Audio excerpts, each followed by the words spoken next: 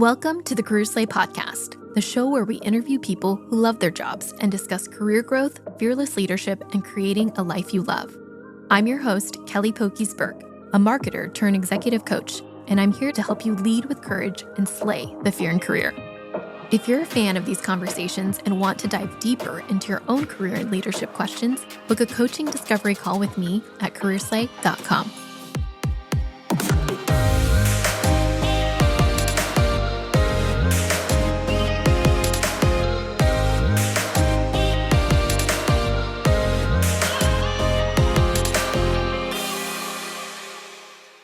Dr. Anthony Randall is a transformative leader, executive coach, and founder of VanguardXXI, where he's trained and coached over 17,000 professionals across the military, corporate, pro sports, and higher ed. A retired Army lieutenant colonel, ranger, and chaplain, Anthony served 6 combat tours and led human performance and ethics programs that impacted tens of thousands of soldiers. He holds 2 master's degrees in divinity and theology and a doctor of ministry and leadership. He's an ICF professional certified coach, author of 3 books, including the award-winning Practicing Excellence, and a seasoned martial artist with multiple black belts. Anthony lives in Columbus, Georgia, with his wife of 27 years and their 3 children. Wow, what an incredible conversation with Anthony. I'm still thinking about his journey from action ants as a kid to Army Ranger, chaplain, coach, and now best-selling author. What really stuck with me was his reminder to trust the process, even when it's messy or uncomfortable. He talked about overcoming self-doubt, finding purpose, and showing up every day with what he calls white belt mentality, basically staying humble and always ready to learn. It's such a great reminder that growth doesn't happen overnight, but when we keep practicing excellence through passion, purpose, and precision, it does come. Anthony, thank you so much for being here on the Career Slay podcast. Kelly, it is an honor to be here with you this afternoon. Super excited. So tell us about what were you like as a child? What was your childhood like? Oh, so I grew up in Denver, Colorado in the suburbs and came from a pretty middle-class family, mom and dad, engineer and dental hygienist and younger brother. I think one of my best friend's dads gave me the nickname, I think in middle school, he called me Action Ants because I could never stay still. I was always moving, always doing something. And so to this day, that friend of mine, we met in kindergarten and we're still friends to this day. And whenever I go home, if I see his dad, to this day, he still calls me Action Ants. That's hilarious. So what drove the interest in going to the military? Yeah, it's a good question. So my family is Sons of the American Revolution, so kind of a cool story, but my 8th great-grandfather was actually at Lexington and Concord. My 5th great-grandfather was a POW in the Civil War, was a Union soldier captured by the Confederacy. And then, we just had family serve. My dad was in the Air Force. He was enlisted, served for a few years. And so I was always kind of attracted to that ethos, that element of culture, that element of team, and that concept of doing something bigger than you. And so when I started thinking about college, started looking at different, ROTC programs and the academies and whatnot. And I remember getting the advertisement from West Point, from the U.S. Military Academy, and it said much of the history that we teach at West Point was made by the people we taught. And when I read that, I said, I want to be part of something bigger than me. And I want to be part of an organization or institution that leads people. And so that's kind of what led me to the academy. Wow. So what did you study at the academy? So I tell people all the time, I barely got into West Point and I barely got out of West Point. So I was a third alternate to get into the academy. I found out on the very last day. And the only reason I got an appointment to West Point was because 2 other guys that were technically more qualified than me turned down their appointments. And so academically, it was a battle for 4 years. But I ended up being an environmental studies and systems engineering major. And I graduated. So my wife graduated from college, I think sigma cum laude. I think that's the biggest one, right? Or magna cum laude, whatever the biggest one is. I graduated, thank Lordy, he's gone. So that was kind of the one that I got. Yeah. That's hilarious. But you went on to go and get even more degrees beyond that. So give yourself some credit. Tell us more about the education you decided to go study and get beyond West Point. So I never thought I'd go back to graduate school, to be honest with you. And, it's one thing I talk about in my book, Practicing Excellence, is that high performance leaders and high character individuals, everyone deals with self-limiting beliefs. The question is how do you overcome your self-limiting beliefs? And when I was called, I left the military after 5 years, had a great time in the Army, got out, went in the corporate world. And after being in the corporate world for a couple of years, I got called into full-time ministry to go back into the Army as an Army chaplain. And so to do that, I had to go back to graduate school and I had to go earn a master's of divinity in order to go through my ordination process to become an Army chaplain. So I was kind of forced by the calling at hand to go back to graduate school. Mm-hmm. And then from there, I was very fortunate. The Army sent me back to school to get a master's of theology and ethics and philosophy when I started teaching ethics and philosophy in the military.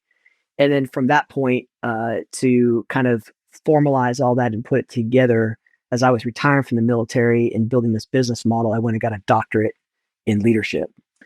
But I never thought I'd be on that path, Kelly. So I loved to write growing up as a kid. I loved writing stories. I had beautiful cursive handwriting. And I had some grammar teachers in 7th and 8th grade that just continued to tell me, you don't write good. Your writing's horrible. And when I was a chaplain in the military, I served in a special operations organization, and I would write a devotional every week. I read a 1-page devotional, and it'd be some sort of, quote or story, some teaching points, and a scripture verse, right, that went out to people who wanted it. And one day, one of our psychologists pulled me aside. He says, Anthony, come in my office for a second. And, you never want to get pulled into the psychologist's office, right? You're not quite sure what's about to go down. And he pulled out this paper and he said, Anthony, he said, now I love these 1-page devotionals you write every week. And I was like, well, thanks. And then he cut me off and he's like, you write like an 8th grader. I mean, here I'm a grown man, right? A major in the Army, with a master's degree and a bachelor's degree. And I said, excuse me? He's like, who told you that you don't write well? And he kind of walked me back to my 7th and 8th grade teachers. And I became convinced that I wasn't a good writer. I couldn't write in a smarter way or in a more competent way. I couldn't write at a higher level. And I actually struggled in my Master's of Divinity program writing at a graduate level or even a postgraduate level because of this self-limiting belief. And matter of fact, when I was at West Point, my advanced English professor pulled me in one day. And he pulled me in, and I'll never forget, he put his big Army boots up on a cherry coffee table, and he put a lip of tobacco in, and he looked at me and said, Cadet Randall? I said, yes, sir. He said, are you on drugs? And I said, no, sir, of course not. I'm not on drugs. Why would you say that? He said, you've got to be on drugs. This is the worst writing I've ever seen at the U.S. Military Academy. And then he ended up failing me. I failed advanced English composition at West Point and had to take it twice. Wow. So I had this self-limiting belief that I couldn't write well. And it wasn't until being in this special operations unit with the psychologist at Anthony, he said, you've always thought that writing at 8th grade level is a weakness. He said, it's actually a strength. He said, because the things that you write about are very complex. He said, but you have a capability of taking complex ideas and filtering them down to a reading level that most newspapers are written at. He says, you can tell complex thoughts and ideas and give it to people in a way that they understand. He said, it's actually a strength and not a weakness. And it was actually from that day forward, he really convinced me, go back to grad school, man, go get another master's degree, go work on your doctorate.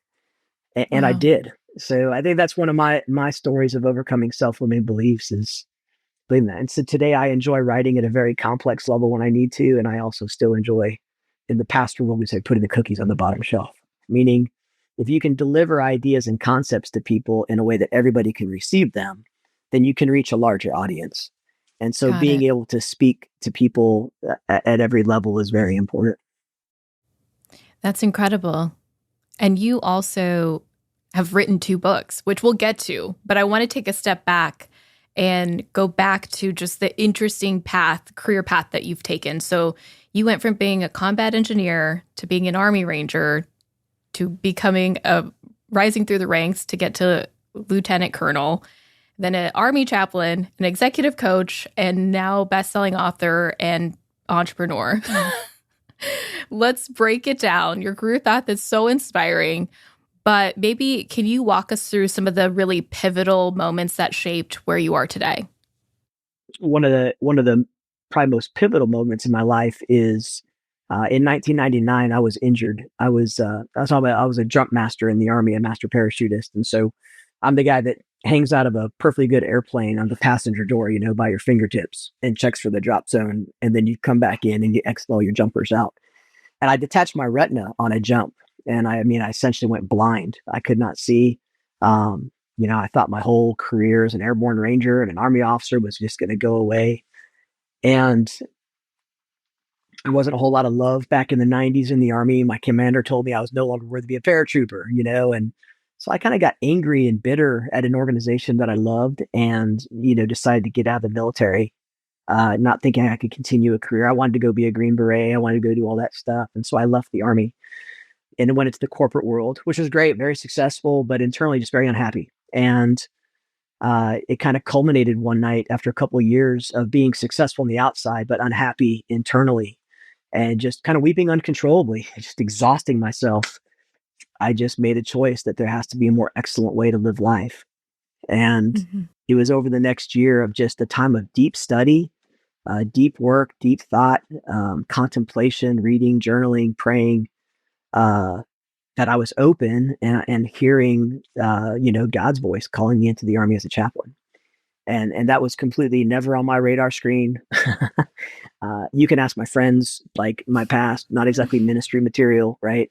Um, and so it was just this great experience. And I think for all of us, transformation is a process. You have to trust the process. Transformation is not overnight. Transformation takes time. And scripture says that if we truly want to know, God's good, pleasing, and perfect will for our lives, that we should pursue being transformed by the renewing of our mind and not being conformed by all the things of this world. And so that's where it was. You can put the chaplain into the ranger, but it's hard to take the Army Ranger out of the chaplain. And I realized that by pursuing a life of excellence and finding a more excellent way in life, I could do both, and I could be both. So that was probably one of the most pivotal moments of my life. The second one, it Wow. would be combat. So I have 6 combat deployments, and just the intensity and the reality of evil that's in the world, the importance of a brotherhood and sisterhood, a ethos. Um, being in combat is a transformational experience. It will change you forever. Going through some of the rise and falls of marriage and kids. We've been married 28 years. We've got 3 amazing kids, but it's been a journey for sure. We've struggled through health issues and marriage issues and family issues and, all those issues that we all have that struggle, right? No one's immune to that. And then I think the last, pivot point, just, briefly recapping all that, would be my transition out of the military. I think the last 6 months in the military were probably the 6 hardest months in my life in the military, trying to make that jump to who am I now that I'm leaving this ethos and leaving this profession and leaving this organization. And so it's been very rewarding, and been retired now for 4 years, and it's very rewarding.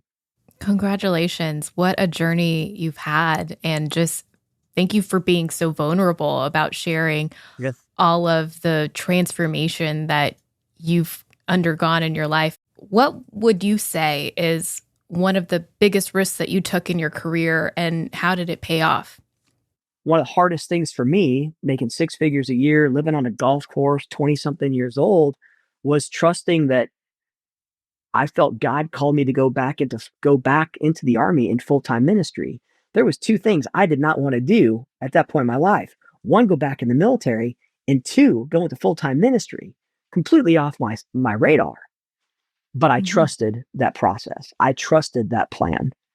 And it's been a journey, and the journey has been incredible. There's been failure. There's been a lot of failure. There's been some great successes and joys, but we've got to trust the process. We've got to live lives of what I call disciplined obedience, and we've Mhm. got to train our trust and trust our training, and that only goes to the process. So I would say that pivot point for me was trusting that I was supposed to go in full time ministry, and then that pivot point for me was trusting when it was time for me to leave the military and go into something else. I mean, those were 2 big steps of faith. Yeah, trusting the process. I love that. When you felt stuck in your career, because it seems like there were several points where you had to pivot or transition out or trust the process, how did you overcome it? I mean, you've been through some incredible, hard things, Mhm. 6 combat tours. How do you overcome those hard things when you're feeling stuck? Mhm. So I think living a more excellent way, practicing a life of excellence requires three things: passion, purpose, and precision. And part of the journey is figuring out how to align those three things. And so when I say passion, I mean, what's that fire in your belly? What's the calling in you and who you're supposed to be? I don't think it starts with why. It starts with who. And I Mm, think when we better understand who we are, and from a theological perspective, just because that's where I come from, whose we are, I think that alignment gives me a greater idea of what I'm supposed to do with the gifts and abilities I've given, precisely where I'm supposed to do it. So I think the who and the what come before the why. And so that's passion. So when you have this big passion, this big, I know who I am, I know, or that journey of who I am, and you've got this passion out there. My calling, my passion is to be a influential leader to leaders of influence. Then you align that with your purpose. And when I say purpose, I mean, what are you purposely practicing each day? What are your skills, your abilities, and your talents? Some of them are innately given to us. Some of them we learn through education. Some of them we learn through experience. But all of us have gifts and talents and skills and abilities. The difference, the separator between those who perform at the highest levels and those who pursue mediocrity is, what does your purposeful practice look like every day? mm, So you align your passion with your purpose, and that's now the journey starts becoming fun, right? And then the third piece is precision, and that is where are you precisely supposed to be to fulfill your passion and purpose. And mhm. that's one of the hardest things for us as human beings in life. We don't like change. We don't like to be forced into that uncomfortable zone, right? But you use a sports psychology term that I'm sure many people have heard. One of the most exciting places to be is getting comfortable being uncomfortable, because that's where the greatest Mhm. growth happens. And so if you pursue your passion and who you are and pursue purposely with the gifts that you've been given on what you're supposed to do with that passion, then just finding the precise area to do it, that may change over time. But if you know precisely where you're supposed to be and where your feet are supposed to be at, then you can do that passionate, purposeful living in that precise place. And so I think aligning those three is what truly practicing excellence is all about. That's so incredible. It's about passion, it's about purpose and precision. Tell me, so what inspired you to start this company? So when I was in the corporate world, when I left the military after 5 years and went in the corporate world, I was in sales. I worked for a large pharmaceutical company, a Fortune 100 company, and did territory sales and management. And we would go to these huge sales conferences. I'm sure you've been to some of these, right? And it's just, Hmm. you get in there, you get pumped up, you get fired up. They're smoking lasers and, all this kind of stuff for a couple days. And we'd go to these things and I'd see everyone get fired up. And then 2 weeks later, I'd watch our sales teams doing the same things that they were doing 3 weeks ago that weren't getting it done. And I started reflecting back on all the leadership experiences I had in the military, even back then when I only had 5 years in. And I was like, wow, there's a better way to do this. And so when I got called into full time ministry and was in the Army as a chaplain, I had the opportunity in several different units, specifically in special operations units, to create a holistic leader development concept. How do you build holistic leaders of character through virtues and values? How do you help them become moral decision makers, meaning using their own moral compass on identifying how to make decisions? How do you help them become ethical decision makers? How do they follow an ethos or an ethic of a company or an organization or a team? And then how do you lead with emotional intelligence? How do you lead with EQ? Right? There's 6 primary different EQ leadership styles, and the higher EQ a leader has, the more of those leadership styles they can naturally, effectively implement in different environments with different people, whatnot. So I had a privilege after coming out of the special operations community to go teach ethics for the military. And I know when most people hear ethics, right? Typically, people implement an ethics program in a company after someone screwed up and cost people millions of dollars, Yeah. right? And so ethics sometimes seems boring or stab me in the eye type thing. And so when I was in the military, I said, we could teach ethics differently. What if we look through the lens of transformational leadership? And I had a privilege to study at Emory University under Dr. Robert Franklin, who president emeritus of Morehouse College, very, very deep thinker in transformational leadership space. He got me into studying a lot of Dr. King's works, and over the years have just enjoyed poring over Dr. King's sermons and writings, and realizing that transformational leadership is really a way to live a moral and ethical life. And so started building that into the curriculum that we were teaching in the military, how to be a person of character, how to be a moral, ethical decision maker, how to think with EQ. And that's when I wrote my doctorate. I realized that, you know what, I think I've got a business model here. How can we teach people to be holistic leaders, high performance, high character leaders that build high performance cultures? And then more importantly, how do you sustain that? You do it through coaching. So, Yeah. another side story, but I had the privilege to be a leadership coach and a chaplain for the Pittsburgh Pirates for 8 years. And so I got to be around some very high performance coaching and done some work in Division I basketball with national championship teams, see some high performance coaches. And so that really got me interested in I need to go into professional coaching. And so over the years, just, went through several different professional coaching programs and became an ICF, International Coaching Federation coach, as you know. And part of our business development model today at Vanguard is we're a full spectrum leader development and coaching company. So we do leader development, we do executive selection, we do executive coaching and team coaching, but we also are an ICF coaching school, as you know, as a graduate of one of our courses. So now we Yeah. actually teach people how to become professional coaches and help them achieve their ICF coaching certifications. So that's kind of how it all came together. And at the end of the day, like we say here at Vanguard, we just love to transform leaders, forge excellence, and win. And I think people out there today are looking for transformation. They're looking to create a process of excellence for themselves, for their teams, their organizations. And you know what? It's fun to win. So let's go win together. So that's kind of how it all came about.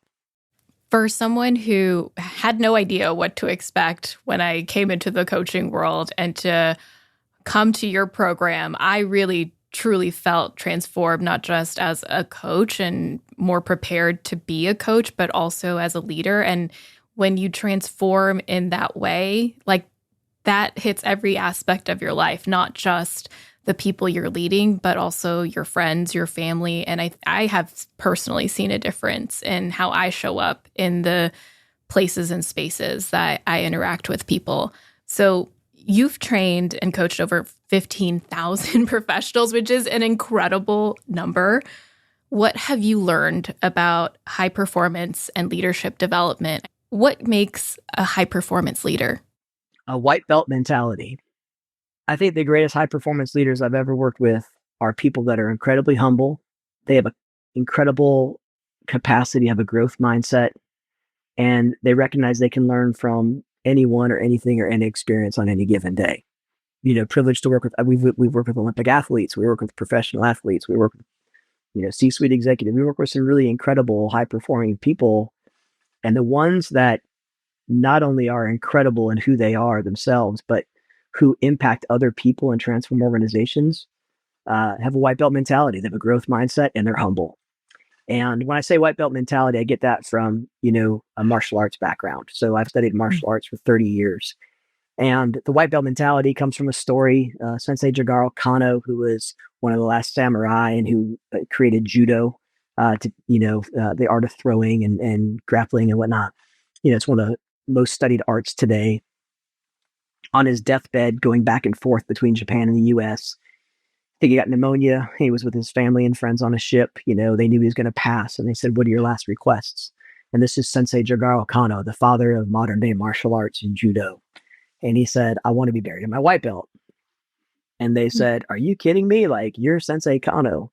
And his point was, "I want to be buried in my white belt. I came into the world as a learner and I want to leave this world as a learner." And so that's what we call a white belt mentality.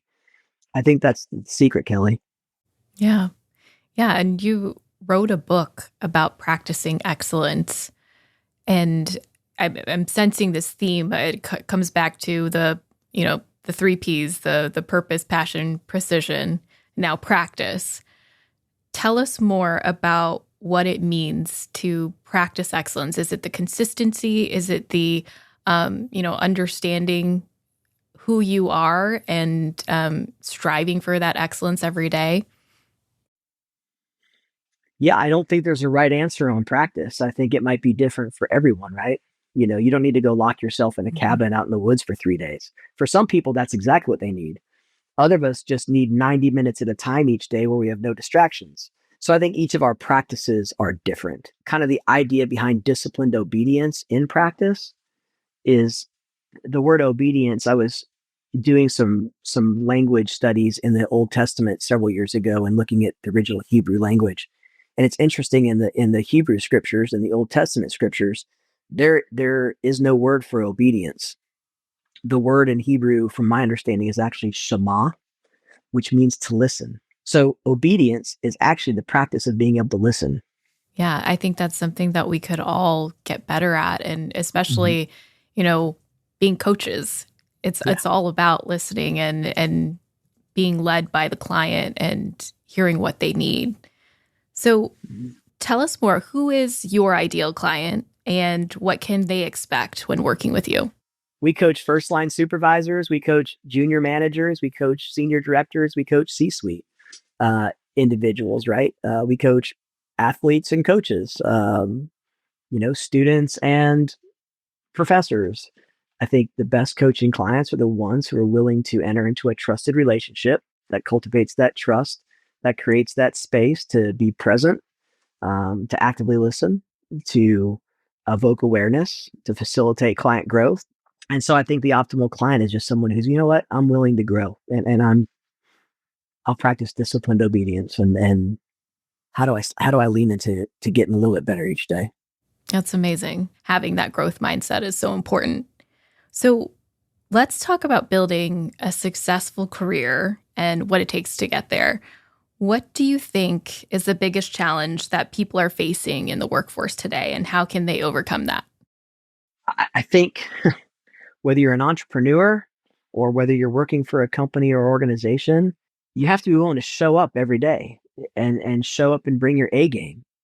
I've had the privilege in working in several high performance organizations where people are banging down the door just wishing to be part of that team, just wishing to be part of that organization. Hmm. And I think when you show up, if you show up in a way that's humble and open and planned and passionate, purpose, and precise, then you have an ability to play up. You have an opportunity when opportunity presents itself to play up at the next level, to do something above your pay grade, to do something new in your industry, to expand your scope in an entrepreneurial space. You have to be willing to finish what you start.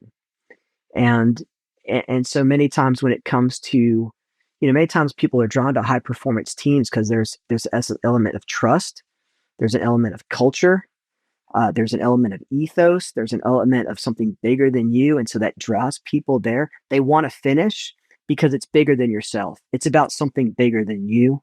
And so that draws and gravitates people towards that. But you need to be willing to finish. So I'd say show up, play up, and finish.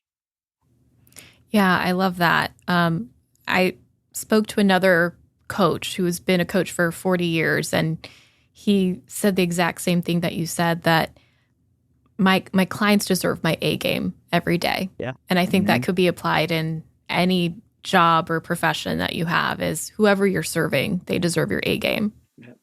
What do you think makes for a fulfilling career? And what would you say is the most rewarding part of your job today? For me, it goes back to living a more excellent way, right? And so I think a fulfilling career is anywhere that you can show up every day and practice whatever your profession or trade is with excellence.